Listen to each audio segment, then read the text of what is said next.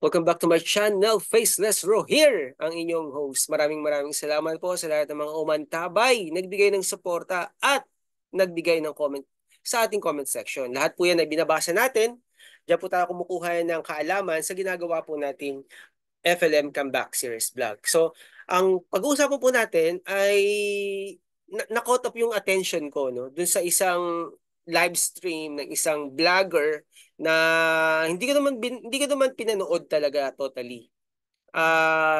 Napindot ko tas na caught up yung attention ko dun sa title niya. Ang title niya ay ganito, babasahin ko po sa inyo. Okay, grupo ng mga vloggers nagtulong-tulong na si Norman Mangusin gawa ng wawalang kwenta. So, nag-mention siya ng doon sa kanyang thumbnail, sinabi niya sila ano daw, Bostoyo, Diwata at hindi ko naman napakinggan kung sino-sino pang mga vlogger yung sinasabi niya na nagtulong-tulong na para daw siguro no umabot doon sa mga uh, na biktima ng ng bagyong Karina kasi talagang matindi itong nangyaring bagyo na to dahil itong storm Karina, okay, pinalakas niya yung habagat no na nanggagaling sa southwest monsoon. At pakikita natin dito na talagang dahil doon maraming mga um, areas lalong-lalo na sa Metro Manila na talagang binaha. Sabi nga doon sa nabasa natin dahil daw ito yung sa mga project diyan sa yung sa mga reclamation area, 'di ba? Na-vlog natin last time yung diyan sa sa Mall of Asia, may ginagawa diyan na reclaim diyan na no, na place na ginagawa ngayon.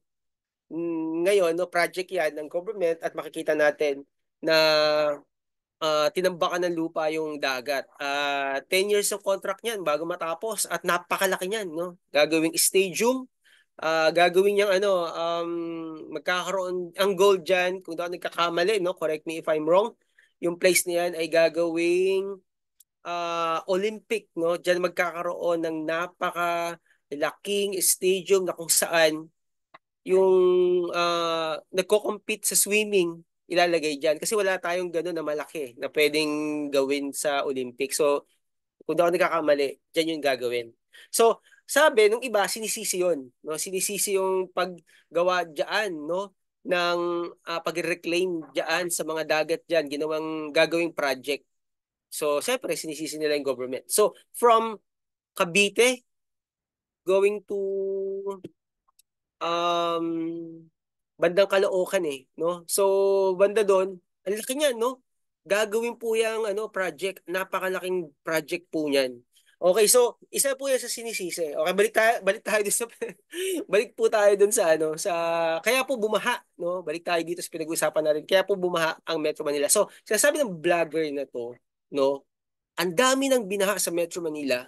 Pero bakit si Francis Leo Marcos ay wala daw ginagawa? Sabi niya doon, si Norman Mangusin ay ngawa ng ngawa at walang, ang sabi dito, kwenta, haha. Hindi kaya ikaw ang walang kwenta. So, hindi ka nababanggitin yung pangalan pero gusto kong sabihin sa kanya, no? At sa mga kasama ng mga vlogger na to, gusto kong sabihin sa inyo na hindi po obligasyon ni Doc Francis Leo Marcos na tumulong, okay, na tumulong sa mga tao.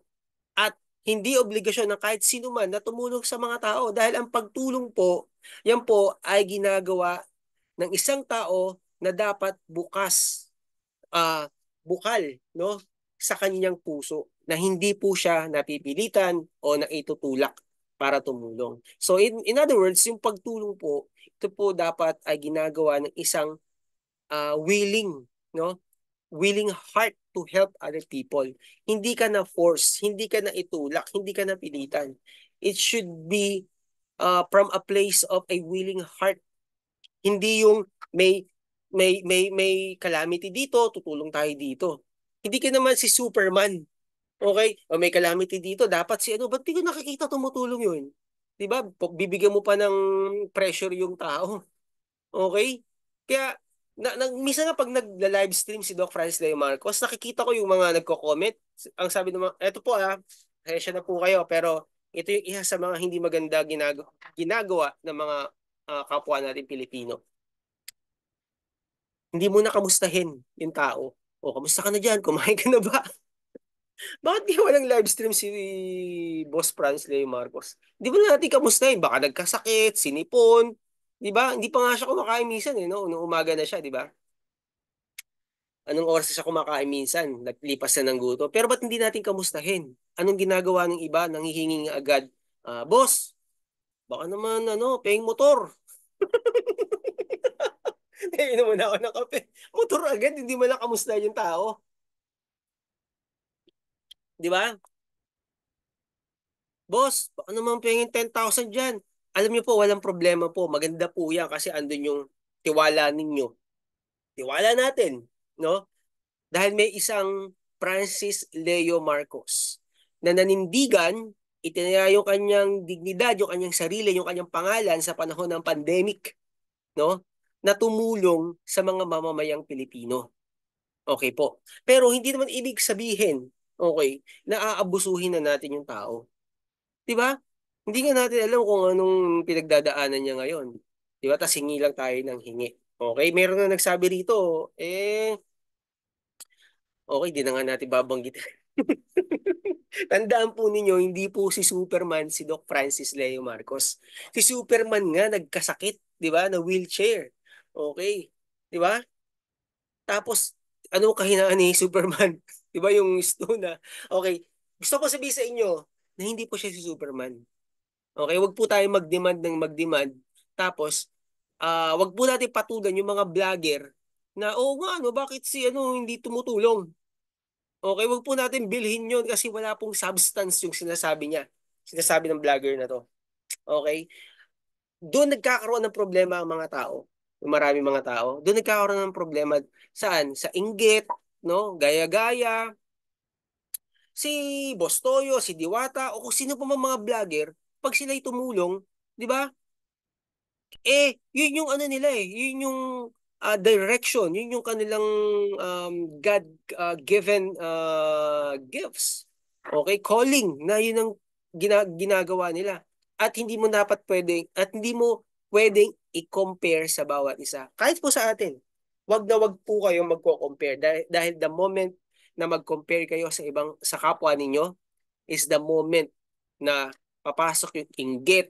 At kapag nainggit ka, gagawa ka na lang ng gagawa. Ay, tumulong si ganito, tulong din tayo. Ay, nag-charity si ganito, mag-charity tayo. Humanitarian si ganito, humanitarian din tayo. Na hindi mo naman pala dapat gawin. Kaya yung iba nagbe-breakdown. Nagbe-breakdown. Di ba? Yung iba nagbe-breakdown. Pupunta sa ganitong lugar. O, magganito tayo, charity tayo. Pupunta tayo sa Palawan. Di ba? Tutulong tayo, ipopromote natin yung kanilang lugar. Hindi niyo po kailangan i-promote yung Palawan. Sikat na po yung Palawan bago pa kayo sumikat. Di ba? May mga vlogger na gano'n, no? Hindi na natin i-mention yung kanilang mga pangalan. Kaya nagkakaproblema. Bakit? Kasi gaya-gaya. Di ba? FLM lang malakas. Gagay natin yun.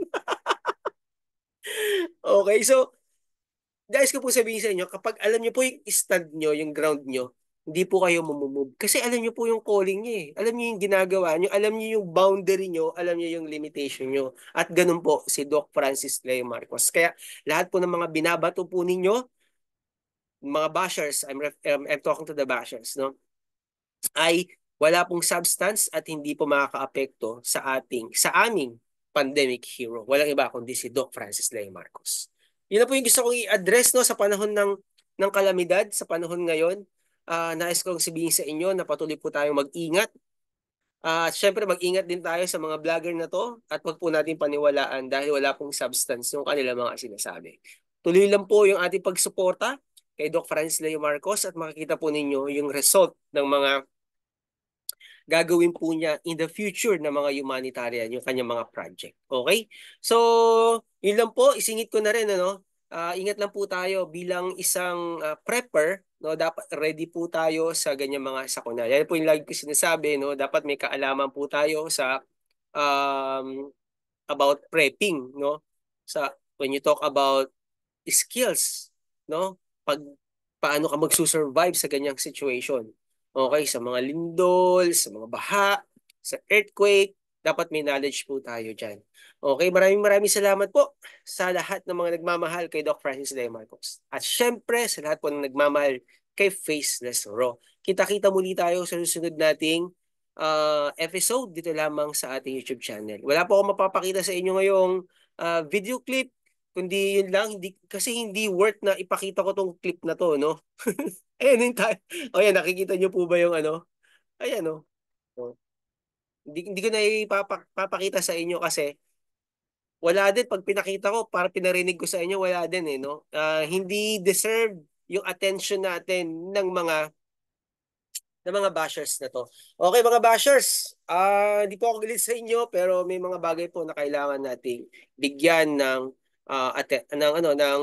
tugon, no, dito sa mga binabato ninyo. Okay, salamat po. God bless everyone. Ingat po tayo. Kita-kita muli. Bye-bye.